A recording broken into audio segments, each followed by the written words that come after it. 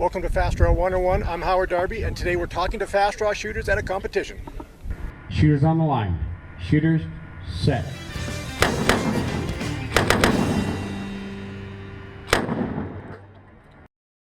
These interviews were filmed at the U.S. Open Wild West Shootout in Watkins, Colorado. Today's questions are: when relaxing at a contest, are you looking at anything specific?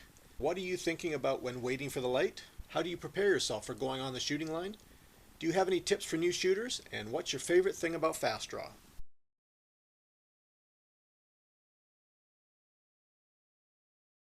Oh yeah, I watch the other shooters. I kind of watch their forms, and believe it or not, I'll watch how their powder is and stuff, whether they got weak load, strong load, stuff like that. Yeah, I watch the other shooters, especially the guys that have won championships. We've got several World Fast Draw champions here, and I pick their brain if they want to give you time or not. But most of them are just fantastic about pulling you to the side and helping your technique out. Me being new to the sport, I thought that, like other sports, they may be a little bit obtuse when you approach them, but in the Cowboy Fast Draw and World Fast Draw world, I'm finding that they treat newcomers very, very well because they want the sport to build. So by word of mouth, they want you to help the sport build as well. So I pick their brains. I'm looking at other people because I learn from other people. Slow or fast, I always learn from people, and I found small, tiny details that I can use in my things. Sometimes work, sometimes don't. But I'm always looking at the technicalities of the technical part of the shooting. Anything I can find, anything that can cross somebody's mind, I look every single one. When I'm out watching the other shooters, what I like to do is, all lights are different. Some are brighter, some are, some lean more towards the 4-second series, some lean towards the 3-second series, and in my head I'll sit and I'll twitch my finger. I'll watch my lane that I know I'm going to be shooting on, and I'll sit and I'll go through my mind and see if I can time the light and, pick up on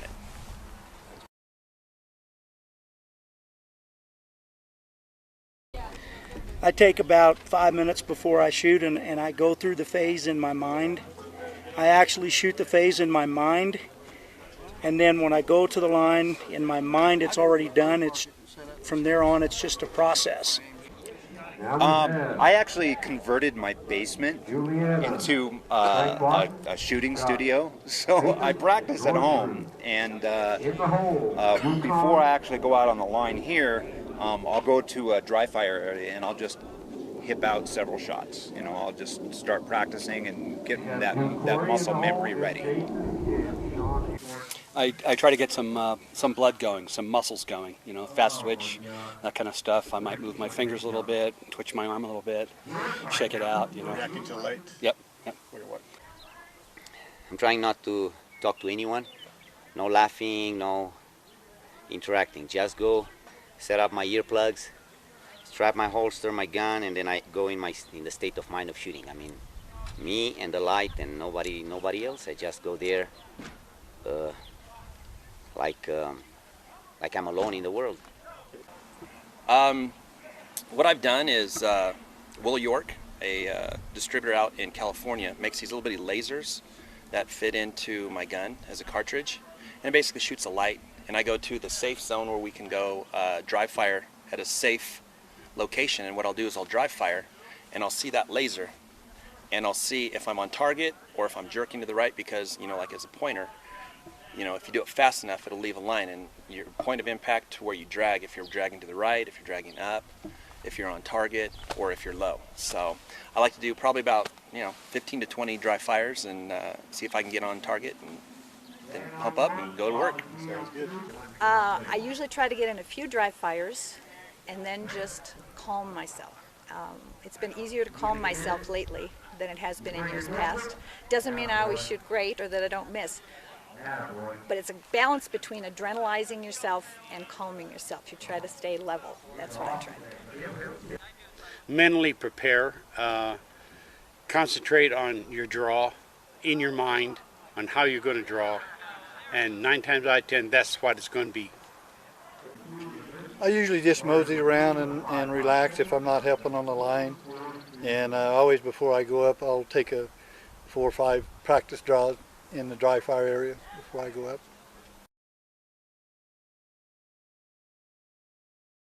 The only thing in my mind is waiting for just concentrate on the light. There's no thought process. It's just all I'm waiting for is that light to come on. It's a reaction. Actually, just getting the hammer back and making a clean shot. My first impulse is, number one, to get online and make sure I hit the target. I actually try not to think about anything. If you're thinking you're going to be slow, you're going to miss. You actually just want to react. It's a lot like law enforcement. You don't think about what you do, you just do what you're trained to do. Fast draw has a lot of similarities. So you shouldn't be thinking I wouldn't believe. You should just react when the light comes on, and your training should take over from there. I think breathe, and then I think light. Those are the 2 things. I try to listen to my own breath, and then usually I think reach for your back pocket with your left hand. But mostly breathe. And try to keep a blank thought, so not think of anything, just keep a blank thought so I can react faster. Usually, if I've been doing something wrong, which is very common, I'm thinking about what I am doing to correct that, which most shooters I realize want to have a blank mind, but if I've been pulling the gun a certain way or something, I'm concentrating on do this when the light comes on.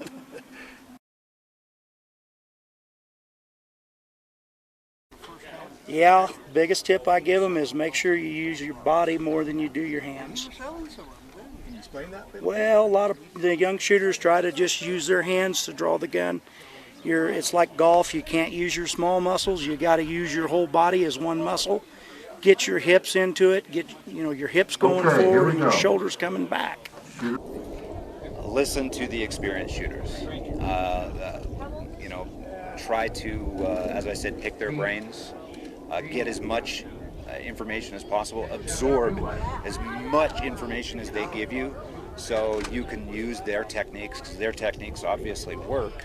So ask questions, because not always do people forward information. They're not going to always be there just to give you the things that you need to know. When I first started looking at this sport, I found it online. So I wasn't sure what kind of equipment I needed, and they give you a little bit of information online, but I just decided, okay, I'm going to go out here, I'm going to go to one of these events, and I'm going to talk to them to see what works and what doesn't, because it doesn't always happen as, or it doesn't always seem to be as forthcoming online with information that actually really works to the real world. People are always trying to make a dollar or two, So when you come out here, they're going to say, that person's just trying to make money. This person's trying to really help you. So talk to the shooters. They know what really works. Take your time. Take a deep breath when you go up. Don't worry about breaking the balloon. Just practice your draw when you're up there. Well, have a lot of fun, and then pay attention to people who have been doing it for a long time. They've got some really good ideas. A new shooter should come to as many contests possible. You can practice 100 days in your basement. Nothing will be worth one single contest. What you learn in a contest is it's priceless. From stances, styles, draws, the atmosphere, you get used, because when you're in a basement, you're all alone. You can miss, you can hit, nobody cares, you can do it again. In a contest, you have only 5 shots, 4, 3, 1, that's it. So the experience of a contest is priceless. Don't give up. My first year, I'll show you my medals, which is 7th place, 5th place, another 7th place, and this is California. This isn't world competition. This is in California alone. Pay your dues. It's a muscle memory. Don't give up. Repetitive, and be open. Don't shoot like someone else. Take their advice and make it your own, and then make it, whatever works for you. Remember that people like to see you do well. I always tell people, WFTA shooters, they want to beat you. They'd like to be faster than you are, but they don't want to beat you down. They want to lift you up, and everybody does better when all the shooters perform at a higher level. So, and again, relax, shoot your game, don't panic, and it's okay. The next shot is the only one that counts, really. Practice, practice, practice. That's all it is. It's just practice. That's hard. Like most people say, just practice a lot. Practice every time you get a chance, and don't be intimidated the first time or two you go and you see other people going much faster than you. A lot of times accuracy will beat the fast shooter. So just relax and have a good time.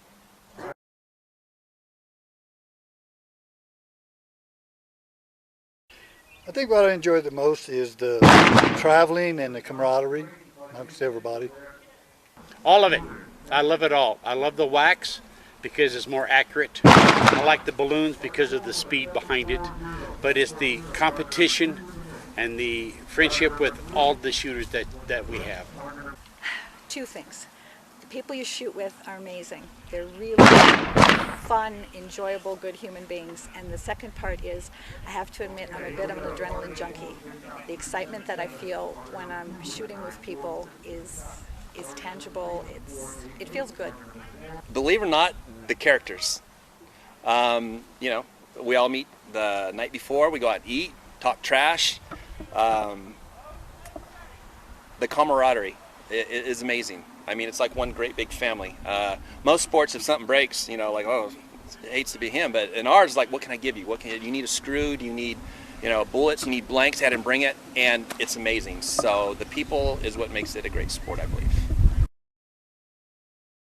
Thank you to all the shooters who took part in this video. I look forward to seeing you at another contest. And for all you new shooters, we all look forward to seeing you on the shooting line.